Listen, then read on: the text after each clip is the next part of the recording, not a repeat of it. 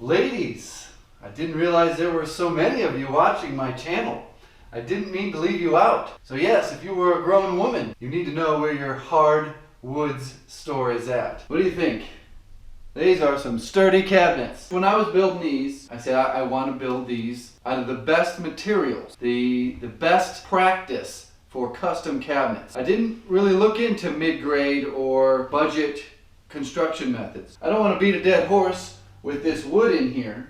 This is some pretty high-end stuff. Because even a high-end house, you know, around here, getting close to $1 million, doesn't look anything like this. They got paper. It's fake wood, like wallpaper on the particle board. So yeah, I go around and look inside people's cabinets. So the outside look, it's just the doors. That's where most of the effort goes in these off-the-shelf or factory-produced cabinets. It's just the doors. And, you know, the door frames too. But the actual box, the carcass of the cabinet, even on nice expensive ones, is not going to be this material. You're not going to see real wood grain. You're going to see paper. These customers aren't too happy. They're happy with the work, but they're kind of bummed they're going to lose their sink and their dishwasher and their fancy water dispensing thing. I got to tear all this out along with all the old CPVC plumbing. If you don't ever touch CPVC plumbing, it's okay, but if you sneeze on it, it will shatter on you.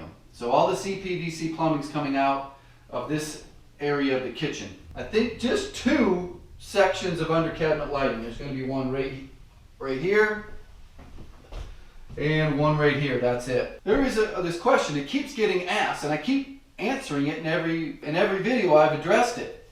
These here get cabinet skins. That's been the plan all along. They go up. They go over, the bottoms are all getting skinned. So you won't see. That's just another level of the customization. You guys remember this place, don't you? CPVC everywhere. Cold water and hot water shut off to that section of the kitchen. So I can just cut this right here. And now the water, you got to be very gentle with these CPVC things. The water is completely shut off. Not sure you can see that right there, but that is the water shut off down that copper, flexible copper there to the dishwasher. So I got that shut off too. You just never know what you're going to find in these old houses. What you can plan on is these water shut-offs. These water shut-offs, the standard water shut-offs that you have underneath your kitchen sink, they've been there around 5 years or more. They probably don't work. If you haven't been in there exercising them, they probably don't work. Just plan on that these will leak. I've done so many of these, just got accustomed to, okay, when I go to pull out the sink, I know that this isn't going to shut the water off. So I am going to have to shut the water off to the house. So that is part of setting the expectations to the customer, is that, yes, I will be shutting the water off to the house today, and I have to replace these. Think the cold is off, hot's off. Just got to wait for that to empty, and then I can start ripping all this stuff out. This whole reverse osmosis water system, when this all goes back together, is going down in the basement. We'll have just one tube coming up to their dispenser.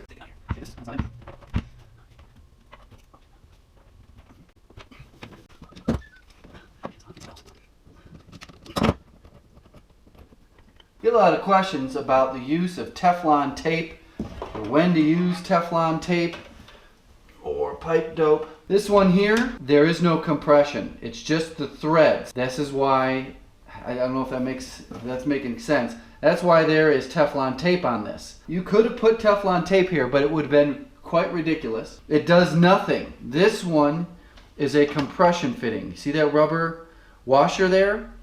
That is making the seal. The threads are just providing the pressure to push this rubber seal up against 2 mating surfaces.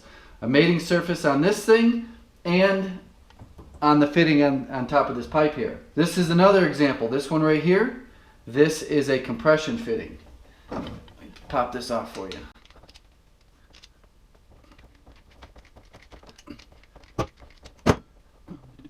This is, when I talked about mating surfaces, this is a mating surface.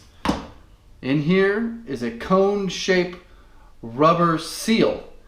And the mating surfaces on this are this pipe here. There's a little pipe inside there. And when you compress it, the rubber, which is getting quite worn out on this one, squishes. You can see how it's starting to rot. Squishes around the pipe and presses the rubber against that seat, that mating surface right there. Handyman likes to say mating surfaces. Yes, I do. These will obviously get replaced. These wear out over time because they just start to disintegrate. Still rolling. So if you go up to a house or in your own house and you see Teflon tape, like this type of Teflon tape on a compression fitting, you'll know that the last person that put this together or put yours together didn't know what they were doing. Now if you see this situation where you have only Teflon tape in this type of joint, I'll pull this apart here because I'm not going to reuse this shutoff. I'll show you what that looks like. In a second I'm going to tell you the difference between real slip joint pliers or high quality slip joint pliers and cheap slip joint pliers. You can see this is a different, just different altogether. There is no compression mating surface. This is just a threaded pipe joint, thread on thread, no seats, no nothing. So that's why this one had Teflon tape in there. Most of it is inside of this right here. This goes to the trash. This valve here is part of this reverse osmosis water filter system. So this gets saved and taken to the basement. So what makes a good pair of channel locks? Well, maybe a pair of channel locks. These are authentic channel lock slip joint pliers. It all is in this connection. This is a riveted pin that makes it slip into the joints. This is a cheap pair of Cobalt from Lowe's, and I should just throw them away and go get more sets of these, but I haven't for some reason. This here has a nut. This little nut here can loosen up, and I don't know if it actually caught on video, but they can pop out right like that. They're popped out of their joint, and it happens quite a bit. And then you get down here and you try to tighten up that nut to take up that slack so that they don't constantly pop out of these grooves here. So I probably could modify these, tighten it down, peen over this bolt. Maybe I'll do that. What do I plan to do with this old cast iron sink? I'm going to try to recycle it and get some money out of it, because I'll be taking all the trash compactor, the oven, 2 microwaves, and I might come up with 25 bucks or so. But yes, I do want to save the whales in case anybody's wondering.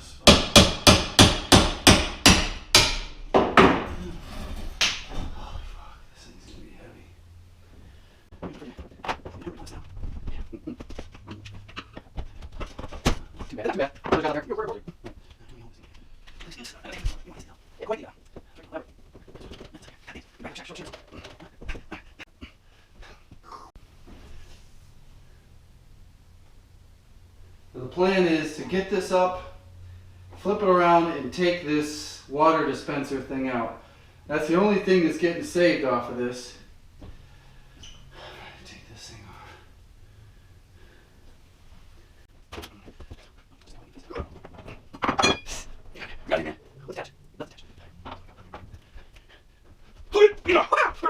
It really wasn't that bad.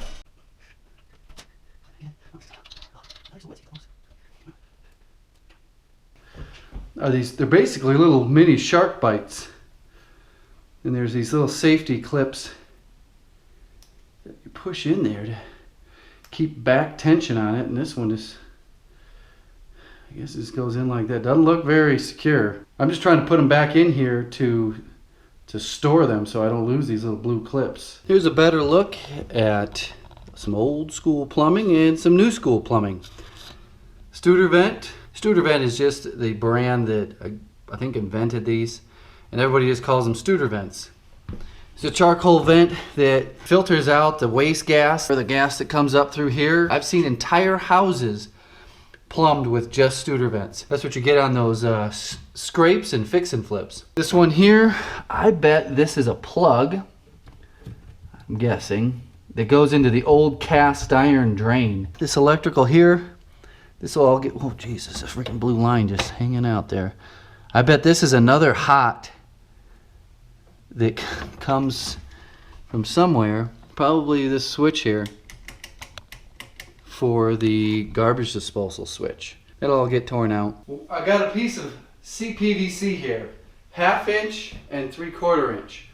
And if this experiment goes right, I should be able to just snap this with very little effort. That broke the thick part. That was a little extreme. I put a lot of force on that. Didn't take much at all. I'm going to pull this countertop off here. I'm already seeing some interesting things that it's like pulling back, opening up a time capsule.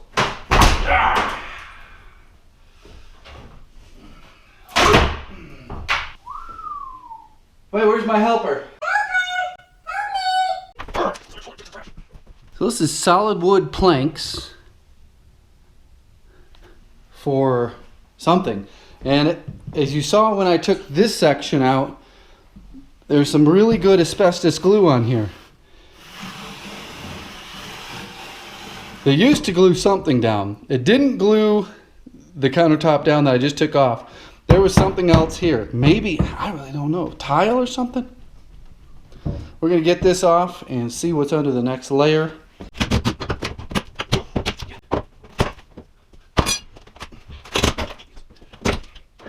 Good, that's fine. Work out. This was a pretty big plank.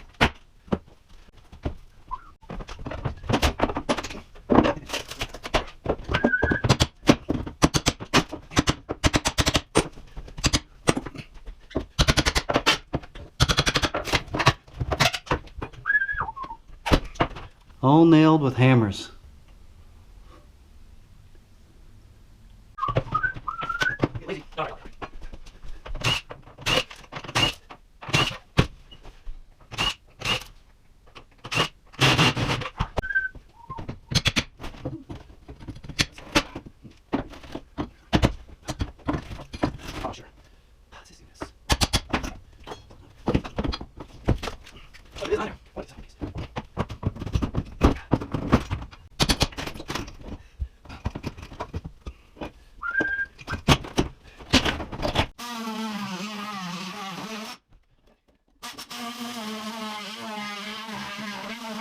Forgot to tell you about the garbage disposal. This, don't do that. This here is that barbed port for a dishwasher drain to come into. Now, when you buy a new garbage disposal, there is a plastic knockout. It's like a little wall in there. You gotta bust it out, just like, yeah. So you gotta knock that out with a screwdriver or like a socket extension or something, and then get it out of here, and then you can put your dishwasher drain on. We will be using this.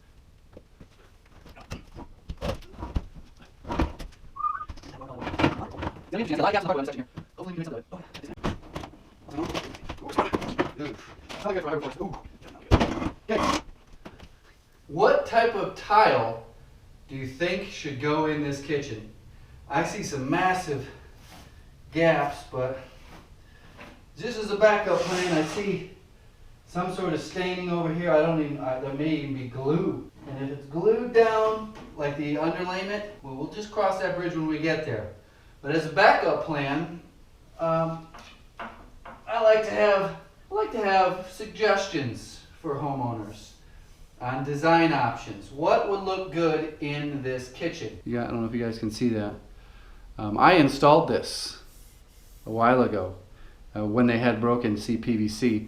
This is my mark to see that it was set down deep enough into a shark bite And this is the ring that the shark bites bite into. You can also see the chamfered edge so that the O-ring didn't get cut. Can't fit this through the door, so unfortunately I gotta break it down.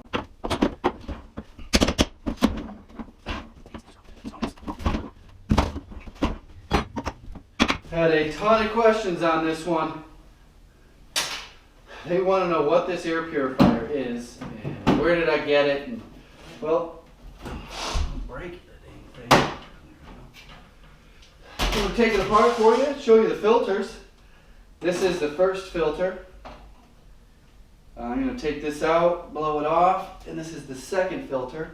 Doesn't look that bad.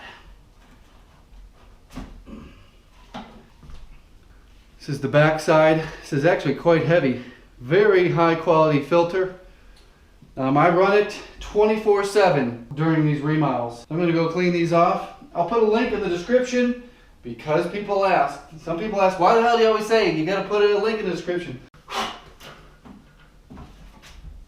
It's got really, really tight gaskets around this filter. It's an aluminum framed filter. And it seems pretty high quality.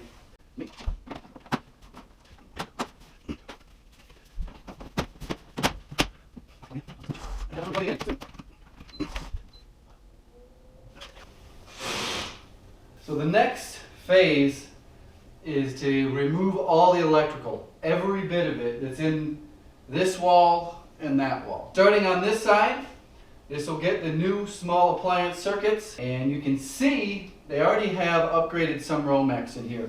Right down here, this, I don't know if this goes to the panel. I doubt this is a home run. Can you even see me down here? Right down here comes up from the basement.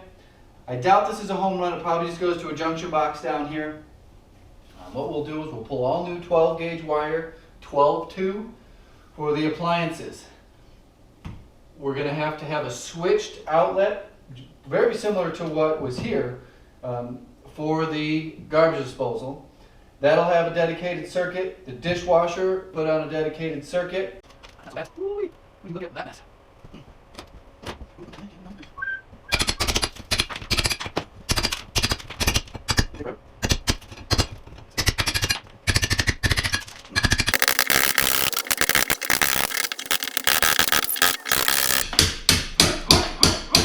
Gives those forearms a good workout. Now I know there's going to be questions. What in tarnations are you doing, Handyman? Just rip that sucker out. I know it doesn't quite make sense right now, but stay tuned. Hit the subscribe button, hit that bell, and it'll all reveal itself in good time.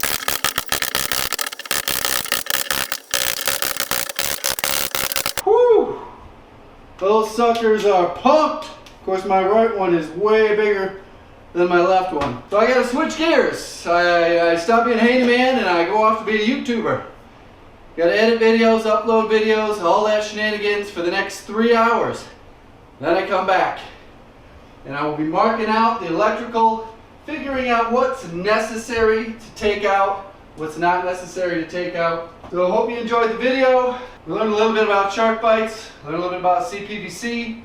We learned, I'm looking around, I must have thrown that dang thing out. Oh yeah.